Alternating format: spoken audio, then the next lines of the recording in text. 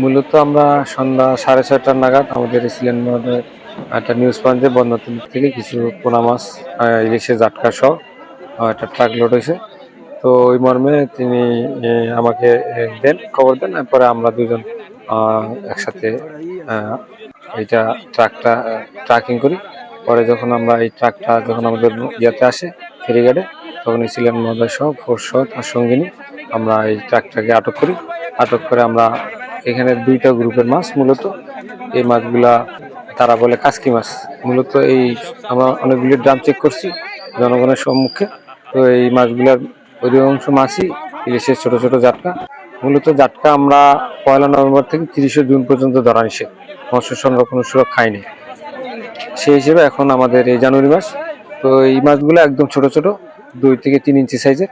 আমাদের ইলিশের বাচ্চা অনেক পাওয়া গেছে, তাই মাছগুলো জব্দ করছেন এবং সাথে ওই মালিক পক্ষের দুজনকে পাওয়া গেছে।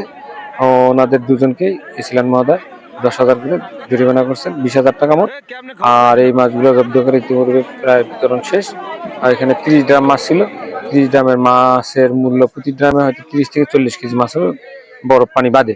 তো ওই মাছগুলো প্রায় আনুমানিক 2 লক্ষ টাকার মতো দাম হবে। এটুকুই।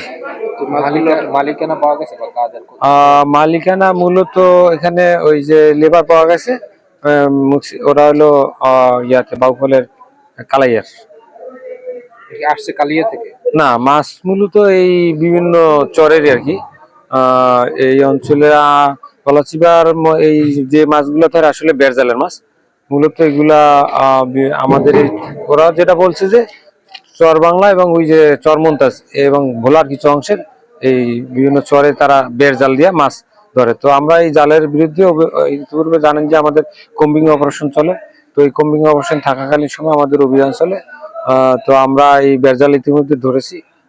আরো এই বেড়জাল যেন না পারতে পারে, তো আমাদের যে নির্দিষ্ট গলাচিপা এরিয়া এবং আমি যেহেতু রাঙ্গাবালির অতিরিক্ত চার্জে আছি, আমি রাঙ্গাবালি এবং আমার গলাচিপার এরিয়াতে আমি এই বেড়জাল মুক্ত করার ঘোষণা দিচ্ছি ইনশাল্লাহ।